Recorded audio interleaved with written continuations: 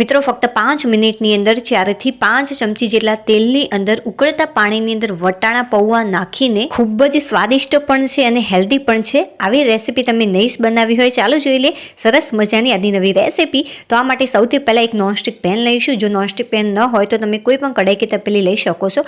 આની અંદર આપણે 2 ગ્લાસ જેટલું પાણી એડ કરીશું અને ત્યાર પછી વટાણા એડ કરવાના. અહીંયા મેં અડધી વાટકી જેટલા વટાણા લીધા છે. તમને જો વધારે પસંદ હોય તો તમે 1 વાટકી જેટલા પણ વટાણાનો ઉપયોગ અહીંયા કરી શકો છો.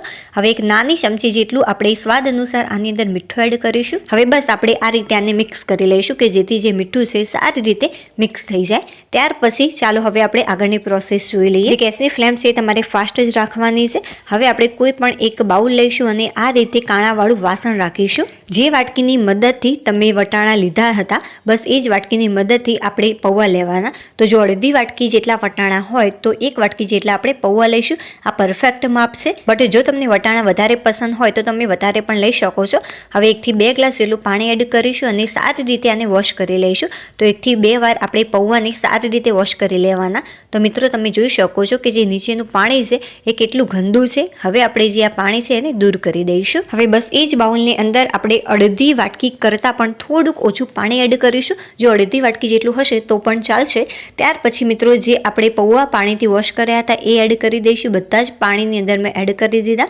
સારી રીતે એકવાર મિક્સ કરી લઈશું કે જેથી પાણીની સાથે સારી રીતે મિક્સ થઈ જાય. ચાલો હવે આપણે ચેક કરી લઈએ કે જે વટાણા છે પરફેક્ટ રીતે કૂક થયા છે કે નહીં. તો મિત્રો તમે જોઈ શકો છો કે જે વટાણા છે એનો કલર પણ ચેન્જ થઈ ગયો છે. તો આપણે શું કરીશું, કોઈ પણ નાની વાટકી લઈશું અને એ નાની વાટકીની અંદર આપણે ચેક કરી લઈશું કે જે વટાણા છે એ સારી રીતે બફાયા છે કે નહીં. તો થોડાક ઠંડા કરી લઈશું અને ત્યાર પછી આપણે ચેક કરી લઈએ. તો મિત્રો તમે જોઈ શકો છો જે વટાણા છે સારી રીતે કૂક થઈ ગયા છે, આ પરફેક્ટ છે. ચાલો હવે આપણે જે ગેસની ફ્લેમ છે બંધ કરી દઈશું. મિત્રો જે વટાણા છે થોડા કચાશ પડતા હશે તો પણ ચાલશે, વાંધો નહીં આવે. તો પણ જે રેસીપી છે પરફેક્ટ જ બનશે. જો ફટાફટ વટાણાને તમારે બાફવા હોય તો કુકરમાં એક વિસલની અંદર બહુ જ સરસ રીતે જે આ વટાણા છે બફાઈ જતા હોય છે.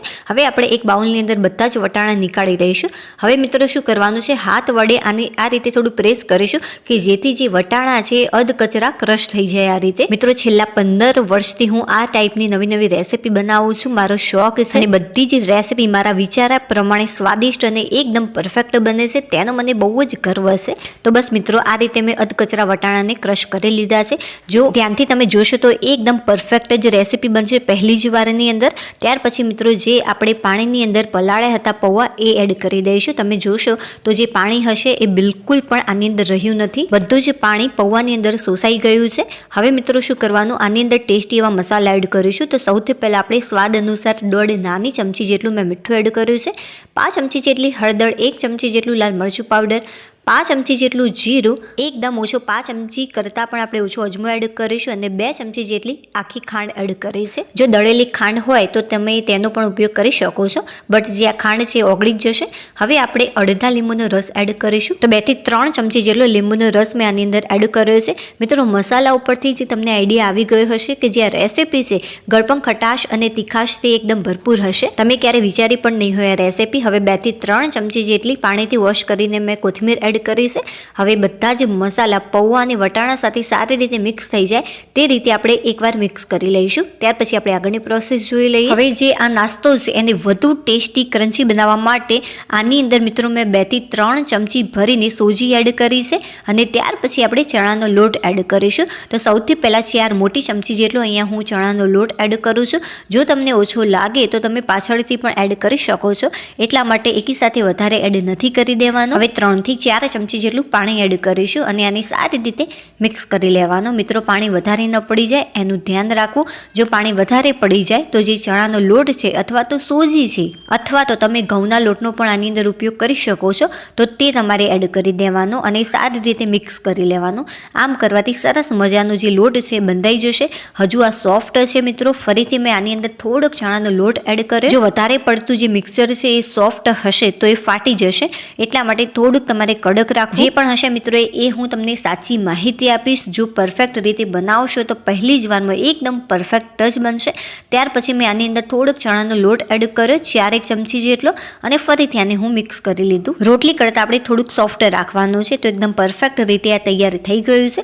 હવે બંને હાથ ઉપર આપણે થોડુંક તેલ લગાવી લઈશું. હવે આનો થોડોક આપણે ભાગ લેવાનો છે. આટલો હું નાની સાઈઝનો ભાગ લઉં છું. તમને જે પણ શેપ પસંદ હોય એ શેપમાં તમે બનાવી શકો છો આને. સૌથી પહેલા આપણે આ રીતે ગોળ કરીશું અને ત્યાર પછી હથેળીમાં થોડુંક પ્રેસ કરવાનું અને ત્યાર પછી નીચેથી થોડોક ચપટો ભાગ કરી લઈશું. તો એકદમ પરફેક્ટ શેપ બની ગયો મિત્રો. આ જે શેપ છે મને બહુ જ પસંદ આવ્યો, એટલા માટે મેં આ રીતે થોડોક અલગ શેપ કર્યો આનો. તમે ચોરસ પણ કરી શકો છો અથવા તો ત્રિકોણ પણ આનો શેપ કરી શકો છો.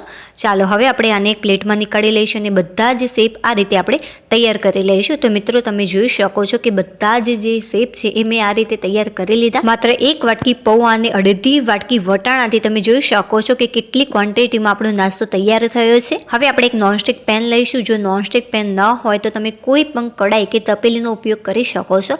આની અંદર 4 થી 5 ચમચી જેટલું આપણે તેલ એડ કરીશું અને જે તેલ છે એને બહુ વધારે પડતું ગરમ નથી કરવાનું. આ રીતે ફેલાવી લઈશું બધી જ જગ્યાએ. તેલ થોડુંક જ ગરમ થયું હોય અથવા તો તેલ ગરમ નહીં થયું હોય તો પણ ચાલશે. હવે મિત્રો એક વાટકીની અંદર મેં સોજી લીધી. આપણે 2 રીતે નાસ્તો બનાવીશું અને લાસ્ટમાં હું ટેસ્ટ કરી તમને કહીશ કે કયો નાસ્તો વધારે અનુકૂળ આવે છે. હવે સોજીની અંદર તમારે આ રીતે કવર કરી લેવું. ત્યાર પછી આપણે નોનસ્ટિક પેનની અંદર આને મૂકી દઈશું. જો મિત્રો આ રીતે તમે પહોળું વાસણ લેશો તો પહોળા વાસણની અંદર બધા જ જે આ શેપ આપણે બનાવીએ છીએ આવી જશે. મિત્રો જે 2 શેપ છે એની અંદર મેં સોજી એડ નથી કરી, મતલબ કે સોજીથી એને કવર નથી કર્યું. લાસ્ટમાં હું તમને કહીશ કે સોજીથી કવર કરવાથી શું ફાયદો થાય છે અને એમનેમ શું ફાયદો થાય છે અને બંનેમાંથી કઈ ટેસ્ટી વધુ લાગી બધાને. તમે મિત્રો આને તળી પણ શકો છો, બટ અત્યારે હું તળતી નથી, ઓછા તેલની અંદર આને બનાવી રહી છું. હવે આપણે વારાફરતી આ રીતે આને ટર્ન કરી લઈશું કે જેથી બંને સાઈડથી સારી રીતે આ કૂક થઈ જાય. આને મિત્રો જ્યારે તમે બનાવશો ત્યારે જોશો તરત જ તમને આઈડિયા આવી જશે કે જે ઉપરનું પડ છે સરસ મજાનું કેટલું ક્રિસ્પી થયું છે અને અંદરથી એકદમ સોફ્ટ થશે. થોડીક વાર માટે મિત્રો જે ગેસની ફ્લેમ છે ફાસ્ટ રાખવી, ત્યાર પછી તમારે ધીમી કરી દેવી. અડધી મિનિટ માટે ફાસ્ટ રાખવી, અડધી મિનિટ માટે સ્લો કરવી અને ફરીથી ફાસ્ટ કરી દેવી. એ રીતે જો તમે કૂક કરશો તો જે આ રેસીપી છે દાજશે પણ નહીં અને બહુ જ સરસ રીતે ઝડપથી કૂક પણ થઈ જશે.